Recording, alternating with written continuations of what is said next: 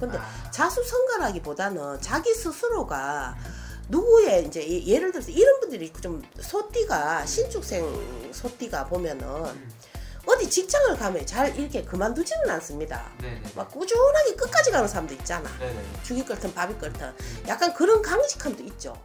오늘은 2023년 하반기에 우리 63세이신 우리 소띠분들의 운세에 대해서 알아보려고 하는데요. 네. 이분들 운세 알아보기 앞서서 이분들은 좀 어떤 초년 중년의 길을 걸어오신 분들 많을지, 이분들 좀 어떻게 살아오신 분들 많았을까요? 근데 우리가 이제 기본적으로 나이가 이제 63살 되면은 초년에는 아주 부잣집 아니고는 제 나이도 그렇지만 굉장히 고생을 많이 식구가 많기 때문에 형제가 많기 때문에 굉장히 고생을 많이 하시는 분이 많고 조금 초년에는 이렇게 뭐라 해야 되나 우리가 손 탄다고 하죠. 사람들 보면 애들 보면은 어릴 때는 굉장히 이쁘고 사랑스러웠을 겁니다. 이 소띠들이 네. 신축생들이 그렇지만은 이제 커오면서 이제 학교를 초등학교 졸업하고 중학교도 가고 이렇잖아요. 그러면서도 각기 생활이라 가정 형편이 어려워서 자기가 할 수 있는 일이 없었던 분이 보편적으로 많습니다. 내가 나가서 돈을 벌어야 된다든가 일찍 나가서 우리가 이제 사회활동을 그렇게 하셔야 되는 분이 많습니다. 좀 이른 나이부터 그러면은 본인이 좀 이제 가정을 좀 먹여 살린다든지 장남 아닌 장남? 뭐 이런 느낌인 건가요? 남자로 치면 장남이지만은 여자로 치면 장녀로 나가고 예를 들어서 가정에 뭐 형제가 여러 명이 있다 해도 저 신축생 소띠들이 좀 보면 돈을 많이 벌러 나가야 되는 분이 많습니다. 일찍부터. 일찍부터 돈을 자기가 벌어서 형제를 돕든지 아니면 자기 스스로가 자기가 벌어서 살아야 되든지 예를 들어서 기술을 가지고 있든지 예를 들어서 우리 기술을 배우잖아. 그죠? 네. 기술을 가지고 있으면서 먹고 살든지 이런 분이 많죠. 네네. 그럼 이분들은 지금 이른 나이부터 사회에 나가서 일을 하셔야 되는 분들이 많다고 했잖아요. 네네. 그럼 좀 자수성가를 해야 되는 그런 팔자를 타고나신 분들인 건가요, 선생님? 자수성가를 해야 되지만 일찍 막 예를 들어서 결혼을 했다고 치면은요. 우리가 이제 죄송하지만은 우리 신축생들이 가정 100% 가시는 분이 잘 없습니다. 중간에 이렇게 조금 사별하신다든가 이별을 하신다든가 이런 분들이 좀 있다고 봐야 되죠.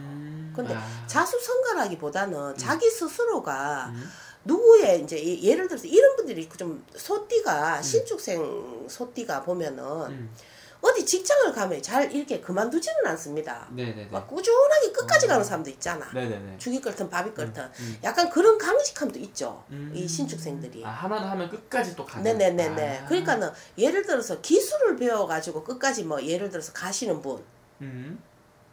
여자분들 같은 경우는 일찍 결혼을 하시는 분들도 많아요.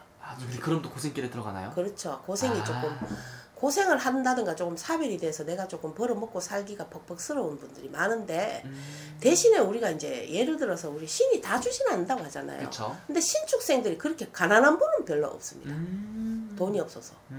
왜냐면 또 어릴 때부터 되게 열심히 일을 해오신 분들이 많아서 그런 건가요? 그 먹고 사는 거는 지장이 없으나 좀 외롭고 조금 이렇게 조금 고락이 이렇게 마음적인 심적으로 고락이 있는 분이 많죠. 네네.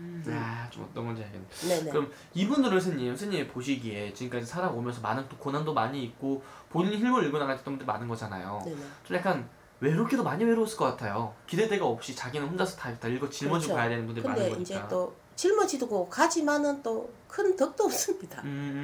그러니까 자기 마음에 자기 뚝심을 자기가 믿고 그냥 자기가 그렇게 가는 게 맞고 예를 들어서 뭐 이렇게 그렇지만은 또 이제 강직한 면이 있기 때문에 남이 봤을 적에는 이분을 만약에 이런 분들이 만약 공부를 해갖고 뭐 공무원이 됐다든가 학교 선생님이 됐다 예를 들어 이러면 굉장히 강직한 분들이 많아요. 그 고든 분들 있잖아요. 네네네. 고지고대로 조금의 여유도 없이 그냥 내가 그냥 배운 대로 그대로 가시는 분이 굉장히 많습니다. 이렇게 조금 이렇게 왔다 갔다 이렇게 하시는 분보다는 조금 고지고대로 가시는 분이 많기 때문에 네네네. 이런 분들하고 이제 이렇게 대화를 할 적에는 조금 이제 내가 요새 보면 사람들이 조금 개인주의다 보니까 아닌 것도 좀 하잖아, 그죠? 네네. 근데 그렇지 않고 좀 곧죠, 사람들이. 뭐 곧다고 봐야 됩니다. 정직하신 분들이 많다. 네네.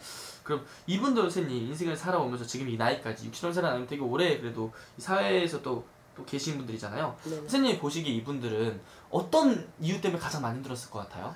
이유라는 거는 물론 이분들 자체가 믿고 의지할 때가 신축생들이 보면은 믿고 의지할 때가 돈밖에 없습니다. 재물.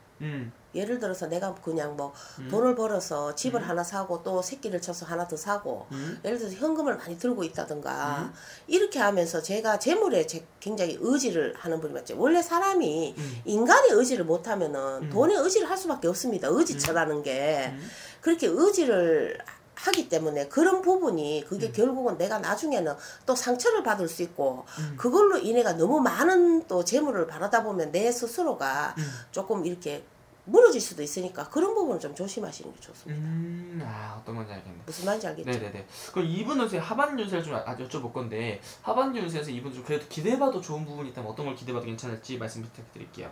기대해보는 거는 지금 제가 봤을 적에는 우리 신축생 다 그런 건 아닌데 조금 일찍 58, 9에 좀 어디에 투자를 한다든가 이런 분들이 조금 일찍 이제 몇 년 전부터 이렇게 투자가 이루어졌던 분들 아니면 작년에 다시 투자를 했던 분들 이런 분들은 좀 조심하시는 게 좋아요. 무슨 말인지 알겠죠? 지금 하고 있는 거를 조금 정리를 해서 모든 거를 갖다 조금 축소하시는 게 좋지 새로 투자를 한다든가 이렇게 하면 좀 어려워집니다. 그런 부분 좀 조심하시는 게 좋죠. 아, 그런 부분 조심을 해야 된다. 네네네네. 그럼 이분들은 선생님 그러면 이제 앞으로도 되게 중요한 시기잖아요. 네네. 이분들 좀 말년의 운기는 좀 어떻게 보이시는지도 말씀 부탁드릴게요. 말년의 운기는 무조건 내 주머니에 깔고 앉아라. 남한테 보이지를 마라. 돈을 갖고 있으면 남한테 보이지를 마라. 내가 깔고 있어라. 내 자식이 있더라도 내가 현금을 쥐고 있어야지 말년이 편안하다.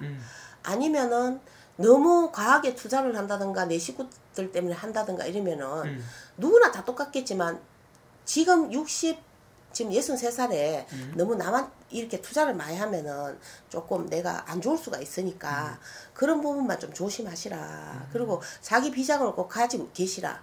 모든 걸 털지를 마시라. 이렇게 제가 볼 때는 그렇습니다. 아, 그런 것만 좀 조심을 한다면 그럼 말년 운기는 좀 그래도 내가 좀 가지고 있는 거 잘 지키면 살 수 있다 이렇게 볼 수 있는 거죠? 잘 지키면 살 수 있지만 운이 좋기 때문에 그동안에 뿌려놨는 게 있다면 걷어들일 게 아직까지 남았습니다.